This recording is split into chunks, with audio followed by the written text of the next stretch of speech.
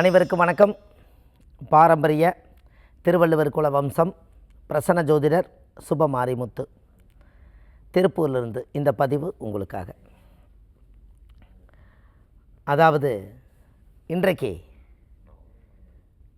கேது திசையில் செவ்வாய் புத்தி பற்றி இன்றைக்கி நம்ம பார்க்க போகிறோம். எப்படி கேது திசையில் செவ்வாய் புத்தி பாருங்கள். கேது திசையில் செவ்வாய் புத்தி நடந்தால் என்ன பலன், அந்த ஜாதகத்தில் நம்ம தெரிஞ்சுக்கணும் அல்லவா. நம்ம முன்னோர்களோட ஆசீர்வாதம் இருந்து எதை வேணால் சாதிக்கலாம். பாருங்கள், செவ்வாய் என்பது முருகக்கடவுள், கேது என்பது சித்தர்கள். அப்போது இதுக்குள்ளே ஏதோ ஒரு ரகசியம் இருக்குது. அப்போ யாருக்கெல்லாம் செவ்வாய் கேது சேர்ந்துருக்கோ அவங்க சித்தருடைய ஜீவசமாதிக்கு போயிட்டு வந்தால் நீங்கள் பெரிய ஆள் ஆயிடுவீங்க. நீங்கள் பிறந்ததே உங்களுடைய கர்மாவை குறைக்கத்தான். நாம் பிறவி எடுத்துட்டோம், இந்த உலகத்தில் பிறவி எடுத்துட்டோம். இந்த பிறவி எடுத்து நாம் பாவங்கள் செய்யாமல் புண்ணியத்தை நிறைய சேகரித்து வச்சா நம்ம ஜாதகம் யோகம் வேலை செய்யுமா. அதாவது அந்த காலத்தில் ஒரு பழமொழி சொல்லுவாங்க, நீங்கள் நல்லா இருக்கிறதுக்கு முன்னோர்கள் தான் காரணம்பாங்க. அது யார் முன்னோர்கள்? நம்ம நல்லா இருக்கிறதுக்கு முன்னோர்கள் யாருன்னா நம்ம தாத்தா பாட்டி, நம்ம அப்பா அம்மா, நம்ம பாட்டம் பாட்டி, நம்ம முப்பாட்டம் கொள்ளுப்பாட்டம் நல்லா அந்த காலத்தில் நீதியாக வாழ்ந்து கடவுளுக்கே பூஜை பண்ணி பிறக்கிற வாரிசுகளெல்லாம் நல்லா யோகத்தோடு வேலுன்னு சொல்லி யோகத்தோடு வாழணும்னு சொல்லி அவங்க போட்ட தெய்வத்தில் தான் நீங்கள் எரியிறீங்க வெளிச்சமாக. எப்படி அவங்க போடுற தெய்வத்தில் தான் நீங்கள் தெரியுறீங்க வெளிச்சமாக. அப்போ இதெல்லாம் எப்படின்னா நாம் சொல்கிறோம் இல்லைங்களா சார், அனாம்பத்தான வரக்கூடிய சொத்தை அனுபவிக்கிறதுக்கு கூட ஒரு யோகம் வேணும். மாமனார் ஒரு வீட்டில் 2 பிள்ளைங்க இருக்குது. அவர் 50 கோடி சம்பாரித்து வச்சுருப்பார். இவங்க 2 பிள்ளை போய் கல்யாணம் பண்ணி வச்சுருவாங்க. இவர் ஒரு தாலி தான் கட்டியிருப்பார். இவர் ஒன்றும் பெருசாக கொள்முதல் போட்டிருக்க மாட்டார். இவர் தாலி தான் கட்டியிருப்பார். ஒரு மங்களையும் எடுத்து அன்றைக்கி ஊரை கூட்டி ஒரு நேரம் சாப்பாடு போட்டிருப்பார். இந்த 50 கோடி ஆளுக்கு 25 கோடி சொத்தை 2 மருமகனுக்கு எழுதி வச்சுருவார். இதில் என்ன உங்களுக்கு தெரியுது? இவர் சம்பாதிக்கவே இல்லை. நம்ம 100 ரூபா சம்பாதிக்கிறதுக்கே எவ்வளோ கஷ்டப்படுறோம். 1000 ரூபா சம்பாதிக்கிறதுக்கு அவ்வளோ உடம்பு வளைச்சி பாடுபடுறோம். 1 லட்ச ரூபா சம்பாதிக்கிறதுக்கு மூச்சு காற்றெல்லாம் வெளியில் போயிடும். 1 கோடி சம்பாதிக்கிறதுக்கு பெறானா கண்டு போயிடும். ஆனால் இவருக்கு ஏதாவது மாமனாருடைய சொத்து மருமகனுக்கு கிடச்சிருச்சுன்னா அவருக்கு என்ன காரணம்? வெளியிருந்து பார்க்குறவங்களுக்கு உனக்கு என்னப்பா ராஜா மாதிரி ஒரு மனைவியை கல்யாணம் பண்ணோன்னே நீயே ராஜாவாயிட்டிம்பாங்க. ஆனால் அந்த ஜாதகத்தில் அனாமத்தான பணம் வர்றதுக்கு அதிர்ஷ்ட யோகம்னு ஒன்று இருக்கணும் ஒரு ஜாதகத்தில். அது எங்கேருந்து வரும்னா பிறக்கும்போது இருக்கணும். ஜாதகத்தில் கிரக அடைவில் ஒரு கிரகத்தோட ஒரு கிரக சேர்க்கைன்னு சொல்லுவாங்க, ஒரு கிரகத்தோட ஒரு பார்வைன்னு சொல்லுவாங்க. இப்படியெல்லாம் சில விஷயங்கள் அதுக்குள்ள ரகசியமாக ஒளிஞ்சிருக்குது. அந்த ஒரு பவர் ஜாதகத்தில் பிரம்மாண்டமான சில விஷயங்களை அது பலப்படுத்தும். அப்போ இதிலேருந்து என்ன தெரியுதுங்க? நம்ம அனாம்பத்தான காசை நம்ம வாங்கி சாப்பிட்றதுக்கும் கூட நம்மளுக்கு பிறவியில் அந்த யோகம் இருந்தால் தான் அது நடக்கும். இல்லைன்னா அந்த யோகம் இல்லைன்னா காலம் பூரா கஷ்டப்பட்டு தான் நீங்கள் வாழ்க்கையில் முன்னுக்கு வரணும். நாம் லாட்ரி சீட்டு எடுத்து பார்ப்பாங்க, அதிர்ஷ்டமான பொருள் கீழே கிடக்குதான்னு யோசிச்சு பார்ப்பாங்க. இப்படியே வானத்தில் மேலே ஃப்ளைட்டில் பறக்கும்போது ஏதாவது சூட்கேஸ் கீழே விழுந்துருமான்னு பார்ப்பாங்க. ஒன்றும் நடக்காது. ஏங்க? நம்ம ஜாதகத்தில் நம்மளோட பிறக்கும்போது என்ன யோகமோ அதுலேருந்து ஒரு பாயிண்ட்டும் கூட எச்சா கிடைக்காது. உங்கள் உழைப்பை வேணால் ஒரு நாள் நீங்கள் எச்சா பாடுபட்டிருந்தால் ஓவர் டயத்துக்கு உண்டான கூலி உங்களுக்கு ஆண்டவன் கொடுத்துருவார். ஆனால் பிறவியில் இல்லாதது எதுலேயும் இல்லை. அப்போ இந்த செவ்வாய் புத்தி கேது திசையில் செவ்வாய் புத்தி நடந்தால் 2 கோயிலுக்கு நீங்கள் போயிட்டு வாங்க. ஒரே கோயில் ஒரே இடத்துல இருக்குது. எங்கே தெரியுமா? செவ்வாய்னா முருகன், கேதுன்னா சித்தர்கள்.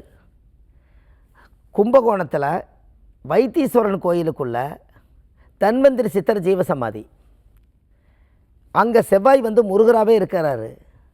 அந்த கோவிலில் போய் நீங்கள் விளக்கு போட்டு பூஜை பண்ணி சாமி கும்பிட்டு வந்தால் கேது திசையில் செவ்வாய் புத்தி உங்களுக்கு ஃபஸ்ட் கிளாஸாக வேலை செய்யும். இது இல்லாமல் இந்த கேது என்பது மகான்களா பழனியில் பார்த்தீங்கன்னா போகர் ஆசைப்பட்டு முருகனை செஞ்சு வச்சுட்டு போனார் நவபாசானத்தால். அந்த கோவிலில் பாருங்கள், அங்கேயும் ஒரு சித்தர் ஜீவசமாதி, அதுவும் செவ்வாய் முருகர் தான். இந்த கோயிலுக்கு நீங்கள் போயிட்டு வரலாம். நிறைய பேர் பார்த்திங்கன்னா பழனிக்கு 6 படை வீடுன்னு சொல்லி மாலை போட்டு போவாங்க. பழனி 3வது படையாக தான் வரும். ஆனால் கூகுளில் நீங்கள் சர்ச் பண்ணுங்கள், 6 படை வீட்டில் பழனி வராது.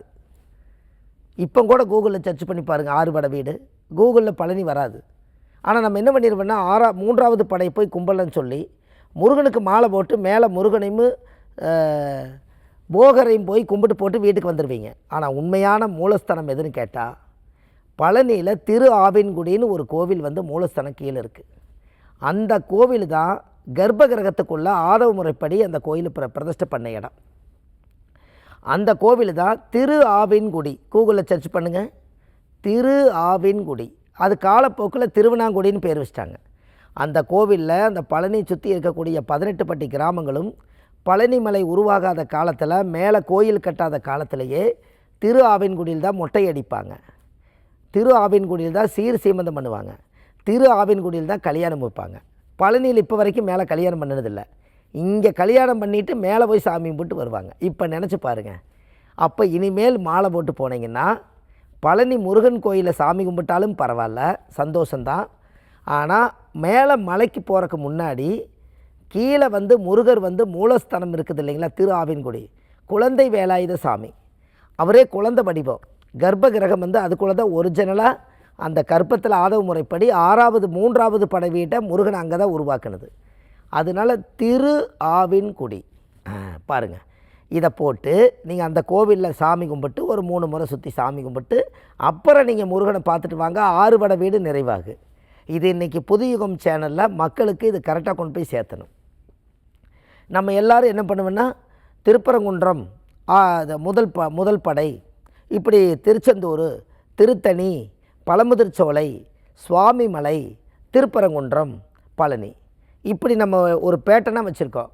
ஆனால் பழனியில் இருக்கக்கூடிய முருகரை விட மூலஸ்தானம் வந்து பூமி, செவ்வாய் என்பது பூமிகாரகன், பூமியிலேருந்து வந்த சாமி தான் திரு ஆவின்குடி. அதுதான் 6 படை வீட்டில் 3வது படை முருகன் வந்து அங்கே தான் முழுமை அடைஞ்ச இடம். இப்போவும் நீங்கள் கூகுளில் ஏன் பழனி வரமாட்டேன்னு என்கிட்டே கேட்பாங்க. நாம் பழனி பற்றி நம்ம சொல்லுவோம். சார் அப்படி இல்லை, கீழே திரு ஆவின்குடி இருக்குது, அதுதான் பழனியோட 3வது படை வீடு. நம்ம பழம்னின்னு என்ன சொல்லிட்டாங்கன்னா, பழத்துக்கு முருகர் சண்டை போட்டதுனால பழமே நீயப்பான்னு சொன்னதுனால பழனியப்பான்னு பேர் வந்துருச்சு. அதனால் இப்போ கூட நீங்கள் யாராவது முருகன் மேலே பக்தராக இருந்தீங்கன்னா, முருகர் பழத்துக்கு தானே சண்டை போட்டார், அதனால் முருகர் பழத்துக்கு சண்டை போட்டதுனால எல்லா கோயிலையுமே வெறுங்கையில் பூ வாங்கிட்டு போகாமல் வெத்தலை பாக்கும் ஒரு அரளிப்பூவும் வாங்கிட்டு போகும்போது ஒரு மாம்பழத்தை கொண்டு போய் சாமிகிட்ட வச்சு படைச்சி நீங்கள் சாப்பிடுங்க. ஏன்னா முருகர் என்ன பண்ணார், அந்த மாம்பழத்தை சாப்பிட்டாரு சொல்லி தானே பிரச்சனை. அந்த மாம்பழத்தை நீங்கள் சாமிக்கு ஒன்று பாதத்தில் வச்சு பூஜை பண்ணி எடுத்துகிட்டு வந்து சாப்பிட்டா கல்யாணம் ஆகாதவங்களுக்கு கல்யாணமாகும், குழந்தை இல்லாதவங்களுக்கு குழந்தை கிடைக்கி. முருகர் ஆசைப்பட்டது மாம்பழத்தை. அதனால் இப்போ நம்ம போகிறதே தேங்காய் பழம், வெத்தலை வாக்கு தான் வாங்கிட்டு போகிறோம். ஒரு மாம்பழம் வந்து ஒரு இனிப்பான பொருள் அந்த காலத்தில் கிடைக்காது. அதனால் அந்த பழத்துக்கு அவர் சண்டை போட்டார். அப்போ நீ மாம்பழம், முருகர் என்ன ஆசைப்பட்டாரோ அதை நீங்கள் செய்வீங்க. அதனால் ஒரு மாம்பழத்தை கொண்டு போய் வச்சு படைச்சி கும்பிட்டு வாங்க, நல்லா இருப்பீங்க என்று சொல்லி இந்த ஆதிகால பரிகார புத்தகத்தில் இந்த மாதிரி நல்ல விஷயங்களை எல்லாம் மக்களுக்கு கொண்டு போய் சேர்த்தணும். நம்ம கடமை அதுதான். அதனால் இந்த ஆதிகால பரிகார புத்தகம் A4 சைஸு. அந்த புத்தகம் வந்து 1736 பரிகாரங்கள் கொண்ட புத்தகம். இதை கீழே போயிட்டு இருக்க நம்பருக்கு கால் பண்ணிங்கன்னா ஆன்லைன்லேயே உங்களுக்கு 2 நாள் உங்கள் கையில் கிடச்சிரும். இது இல்லாமல் சனிக்கிழமை, ஞாயிற்றுக்கிழமை, திங்கக்கிழமை சென்னையில் வடபழனி முருகன் கோயிலில் தெப்பக்குளம் வாசலே நம்ம ஜோதிட அலுவலகம் இருக்குது. இந்த நாட்களில் ஜோதிடம் பிரசன்னம் பார்க்குறோம். மற்ற தினங்கள் திருப்பூரில் பார்க்குறோம். வள்ளுவர் வாக்குன்னு ஒரு யூடியூப் சேனல் வச்சுருக்கோம். சுபமாரிமுத்துன்னு கூகுளில் சர்ச் பண்ணிங்கன்னா ஒரு 1000கணக்கான ஆதிகால பரிகாரங்கள் கொடுத்துருக்கேன். இது இல்லாமல் நம்ம ஆலய வழிபாடுகள் திருச்செந்தூர், ராமேஸ்வரம், காசி, விஸ்வாமித்திர ஆலயமெல்லாம் மாதத்தில் ஒரு முறை அழைச்சிட்டு போய் அவங்கள கூட்டிகிட்டு போய் கடலில் குளிக்க வச்சு தரிசனம் பார்த்து கூட்டிகிட்டு வரோம். எல்லாத்துக்குமே முழு விவரம் தெரிஞ்சுக்கிறதுக்கு கீழே போயிட்டு இருக்க நம்பருக்கு கால் பண்ணிங்கன்னா உங்கள் வாழ்க்கையில் ஒரு பெரிய மாற்றம் ஏற்படும் என்று சொல்லி பாரம்பரிய திருவள்ளுவர் குலவம்சம் பிரசன்ன ஜோதிடர் சுபமாரிமுத்து. வாழ்வது ஒரு முறை, வாழ்த்தட்டும் தலைமுறை. நன்றி, வணக்கம்.